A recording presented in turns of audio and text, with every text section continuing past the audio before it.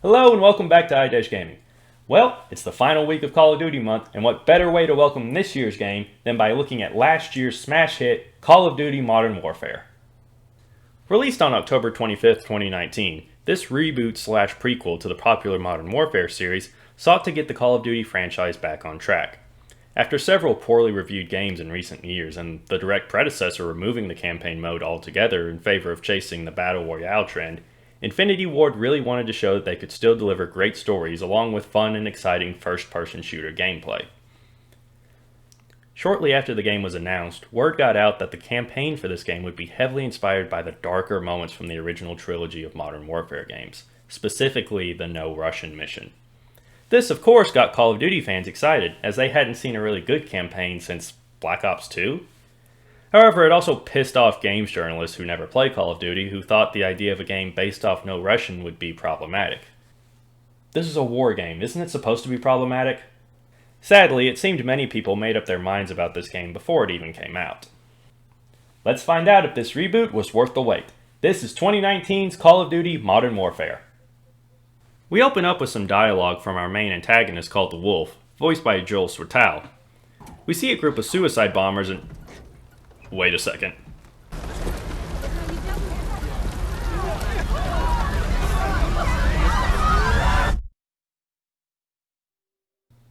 I'm sold. Gosh, talk about grabbing your player's attention! In less than 1 minute, we establish our main villain, show what type of enemies we're going to be fighting, and show what they're willing to do to accomplish their goals. Showing innocent people, including a small child, notice they're about to be killed as the music swells and then cuts out altogether to reveal the title. All of this just combines to let you know immediately what sort of experience you're in for. We cut to 24 hours earlier as CIA officer Alex, voiced by Chad Michael Collins, and his team are heading into an enemy base when Station Chief Laswell, played by Raya Kilstead, tells him the Russian General Barkov is preparing to move a shipment of chemical gas towards the fictional Middle Eastern country of Urzikstan. Unlike the first three games, here the cutscenes are actual scenes, replacing the basic mission briefings. This really takes the series to the next level as we get to identify more with the characters, seeing them interact with each other instead of just hearing it. The cutscenes also transition to the gameplay, increasing the immersion for the player. The group makes their way towards the base and call in fire support. Troops in the open, south gate. You are cleared hot. Roger, 3-1. Target acquired. Weapons free in 5 seconds. 5 seconds.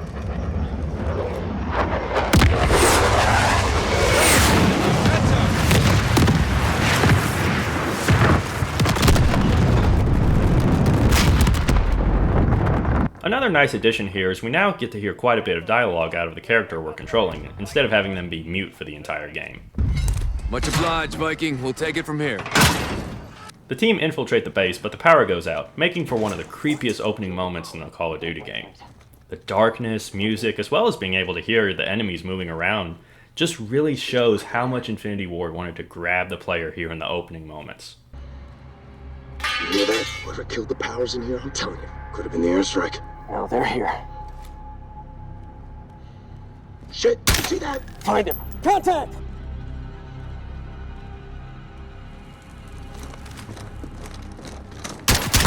He's down! Got him! This is also when we first get to really see how the new game engine feels. While most Call of Duty games had been using the same engine since the original Modern Warfare game, this game used a brand new engine that Infinity Ward spent 5 years developing.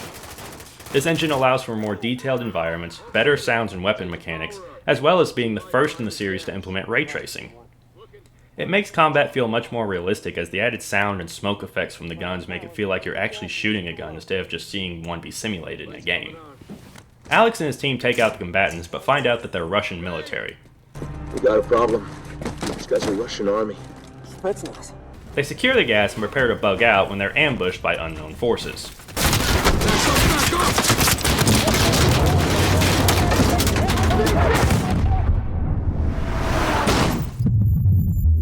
Alex's team is wiped out, but the enemy leaves in a hurry when they see Alex is American instead of Russian. Rusi. Marines. Amitab. Lazimitarak. Faran. This forces Laswell to put in a call to the only man who can help her, Captain John Price, this time voiced by Barry Sloan. I've got a problem. Russians? Word travels fast.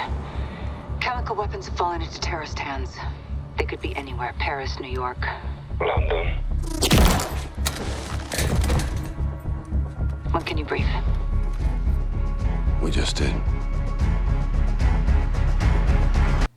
While I am sad to see Billy Murray be replaced, it would have been very hard for him to do motion capture for this game considering he is 78 years old now.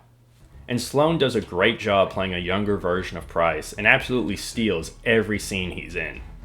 We cut to London as Sergeant Kyle Garrick, voiced by Elliot Knight, and his SAS squad move in on a suspected group of terrorists. They try to stop them, but... Police, freeze! Whoa, whoa. Get your hands up now! Get down on the ground! I'm gonna tell you again!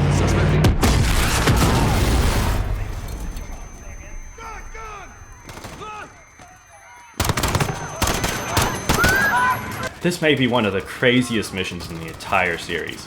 As you move throughout the town square, you see gunmen firing on civilians as well as suicide bombers running through the crowd. It's pure madness and I love every second of it. Garrick makes his way into a building where hostages are being held as Price arrives to help him. The two find the hostages but aren't able to disarm the bomb in time. I can't get it. No time! Help me! Help me! Wait! What are you doing? No! No!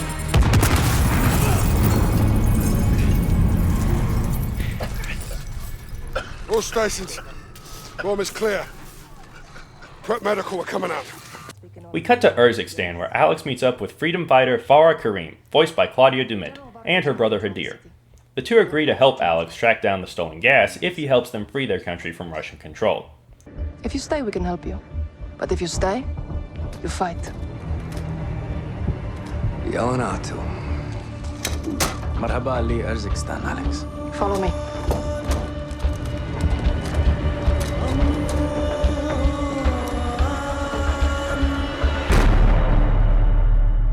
Alex and Farah make their way through the city in a very cleverly designed mission that sees you passing yourself off as one of the workers, hiding your weapon when in view of soldiers, and using an oil filter for a silencer. We also begin to see the darker tone of this game reveal itself as we see civilians being hanged in the streets as well as... Potter, what the hell is this? Alex, get down. Yeah, I'm starting to see why a lot of critics and more casual gamers seem to be disturbed by this game. Don't get me wrong, I love the darker tone. I also really respect the development team taking those extra steps to go above and beyond and showing the realities of war. But on the other hand, I definitely understand why people, especially those who deal with stuff like anxiety or PTSD, would not enjoy this deep, depressing experience. They make their way out of town and prepare to assault a Russian airbase using RC planes strapped with explosives. They fight through the base but get cornered in one of the hangars and call in help from an Apache attack helicopter. I'm guessing this is supposed to be the stand-in for the AC-130 mission, as we are able to unleash tons of damage and actually get to control the chopper's movement.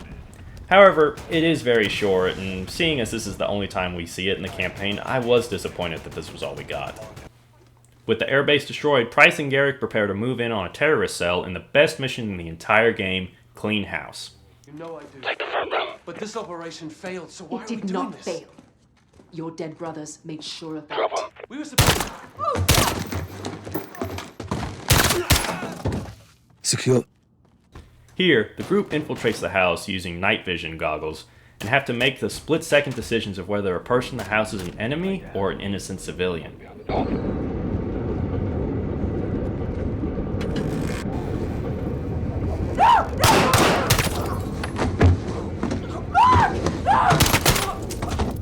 Two X-rays down. Copy.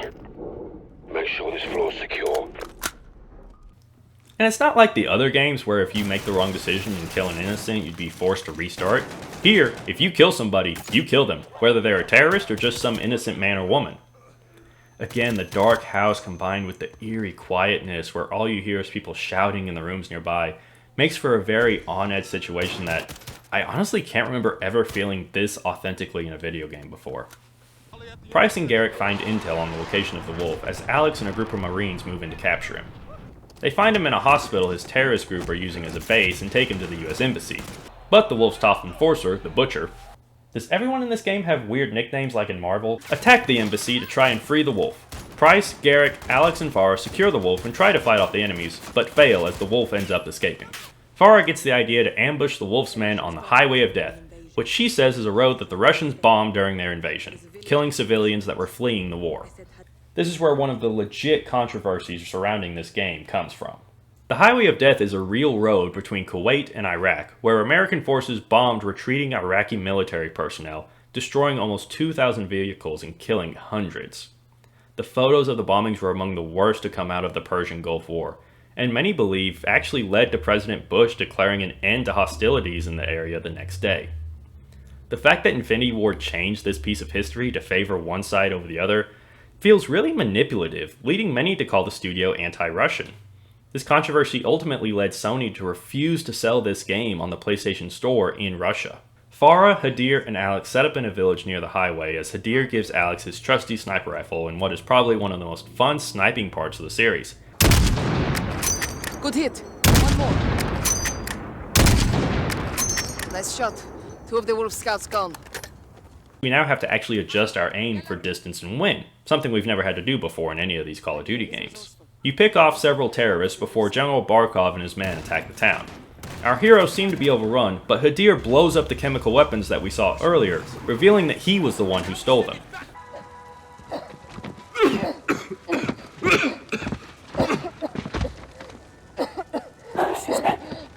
Get off of me!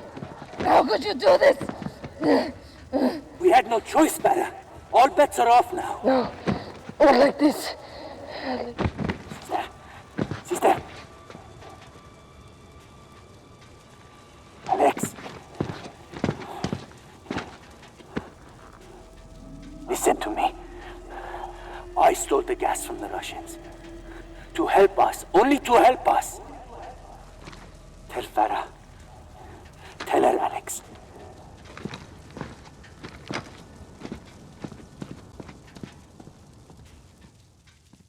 We flash back to the Russian invasion of the country when Farah and Hadir were children. Again, if you're easily disturbed, this may not be the part that you want to watch. We find Farah in the rubble of a building that's been destroyed and...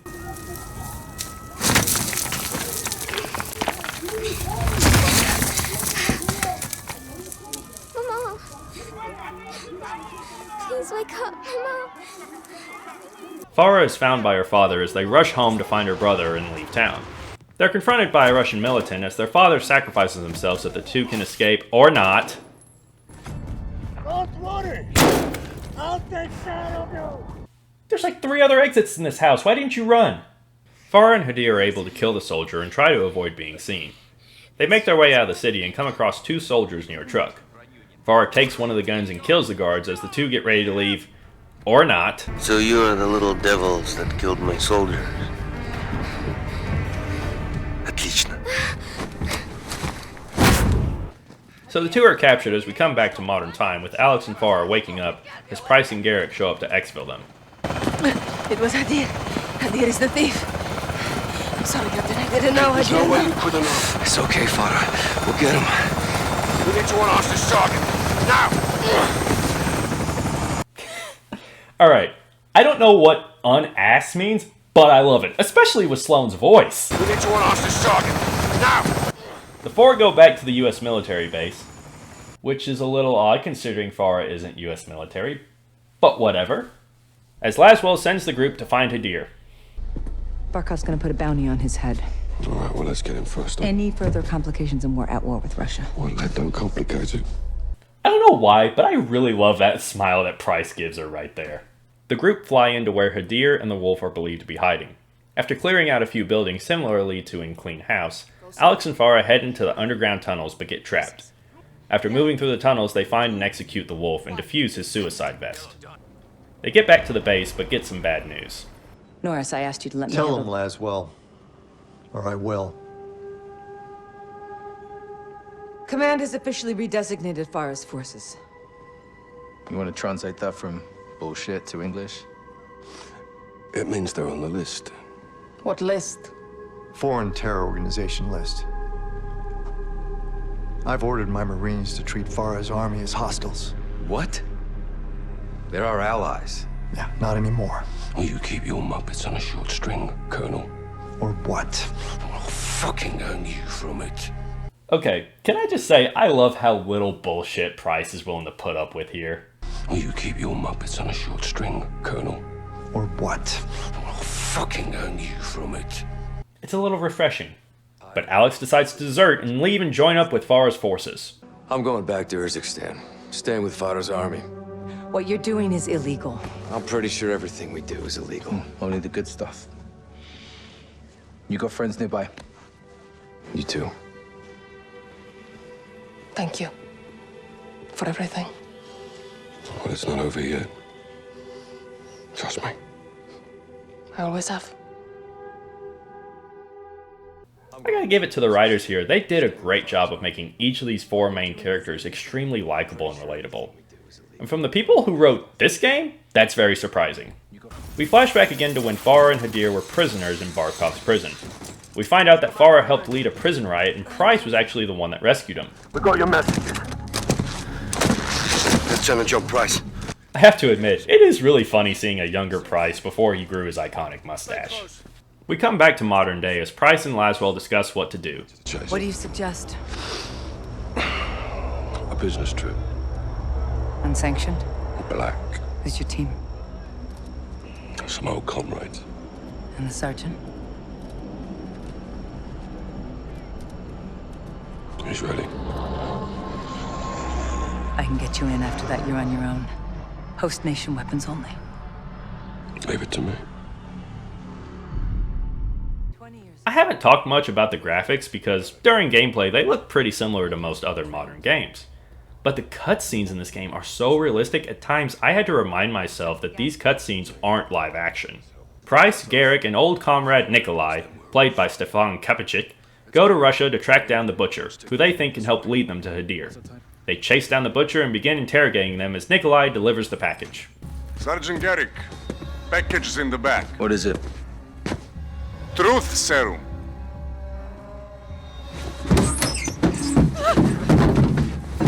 Please, Bargaining please let us chips. go. We know nothing. For negotiation. Perhaps the butcher will have a change of heart. Mama, what's happening? Shit's okay. Please, just don't hurt my son. We'll do what you say. Scared, Mama.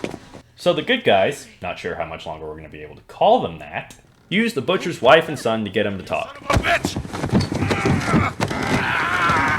You want the gloves off? They're off. What did you do? Your own son is here, your own child. He's got no problems with hurting children, is that right, Sergeant? None. Shut up. What have you done? You promised you'd keep this away from us. Captain, I can't do this. Excused. Pick it up, Sergeant. What are you going to do to us? Hey, no. Please, we are not involved with any of this, I assure you. Hey, look at me. Stop. Something has nothing to do with this. He gives up that Hadir is planning to murder General Barkov as the three take off to stop him. But not before this, of course. Dear, he's going after Barkov. We're done with him. You take a minute. On the way, Kyle seems to have a bad feeling about what just happened. Boss. What the hell are we doing here? We're cleaning up a mess. With women and children. They were leveraged. They were hostages. When you take the gloves off, you get blood on your hands, Kyle. That's how it works. Where do we draw the line, sir? You draw the line wherever you need it, Sergeant. At the end of the day, someone has to make the enemy scared of the dark. We get dirty, and the world stays clean. That's the mission. Now, if you're having second thoughts, then I can do this on my own. No, sir. No second thoughts. Good. Now let's get Idej before he kills Barkov.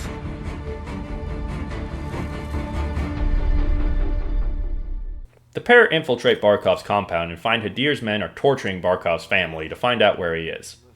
Garrick and Price find Hadir in Barkov's house, but Barkov seems to be gone. Hadir tells them he's found the chemical factory, though, as they come under attack from Russian forces.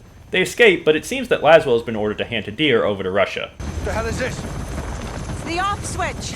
We're turning him over. To who? Russia. Prisoner swap. It's one way. What's the word, boss? Stand by.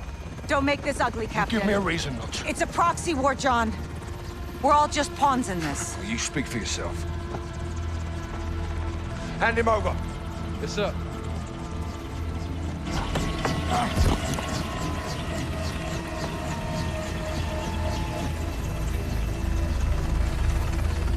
Price is able to keep the intel though, and again makes what I feel is an unintentionally funny face. Here, I can help. I'll call you if I need you. He looks like Anton at the end of the gas station scene from No Country for Old Men. Which it is. I'll call you if I need you. Price takes the intel to Farah to try to get her to help. Looks like you saved the free world again, Captain Price. Idej located Barkov's lab in eastern Georgia. Gas factory. He had plans to destroy it. Idej is fucking crazy. Yeah, but we're a little crazy, aren't we? Isn't that right, Alex? Affirmative, sir. Crazy in all the best kind of ways. Farah agrees to help destroy the factory, and the group takes off for Georgia. They fight their way into the base just as Nikolai arrives with the explosives. Farah and Alex find the main part of the factory, but it turns out their detonator is broken. Alex offers to sacrifice himself though and stay back to make sure the explosion goes off as Farah rushes to find Barkov. She sneaks onto his chopper and finishes him off as Alex blows the factory sky high. You!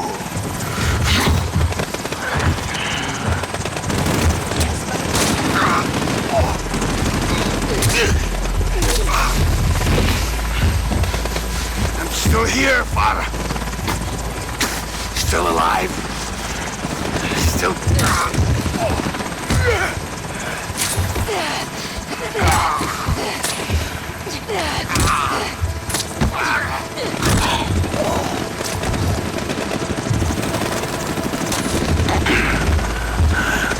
I told you, Farah, a long time ago.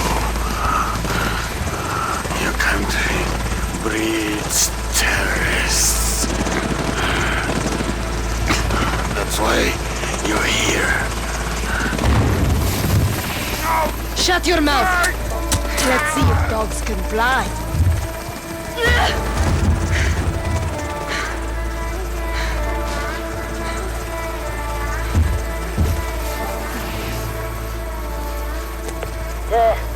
What's the status? Captain, Barkov is dead. 2, 1.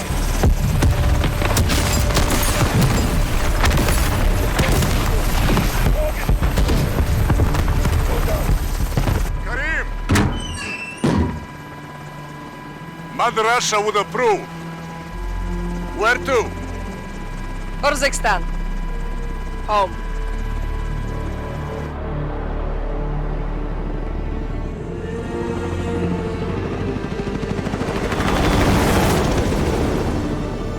Finally, we end with a nice little nostalgic cutscene with Price and Laswell. General Shepard pulled the files you asked for. What exactly is this about? A task force. Who's your crew? Sergeant Garrick. Kyle? They call him Gaz. He never said anything. John McTavish, SAS, sniper, demolitions, goes by SOAP. Why? It's classified. There he is. Simon Riley. There's no picture. Never. Now the rest. That's neat to know. Unless we got a deal. What are you calling this task force? 141. And that was Call of Duty Modern Warfare. That was freaking amazing! While I understand that this game won't be for everyone, I don't think it was meant to be. This was less of a mainstream release as it was a love letter to the hardcore faithful to make up for there being no campaign at all the year prior. while it can be disturbing and its depiction of the Russian military is very much overblown, the characters are the most likable the franchise has ever seen.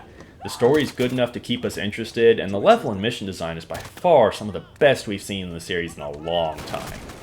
If you think you can handle the darker tone, I definitely recommend it, as to me, it's the best first-person shooter campaign I have ever played.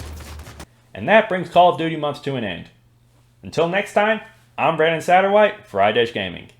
Thank you for watching.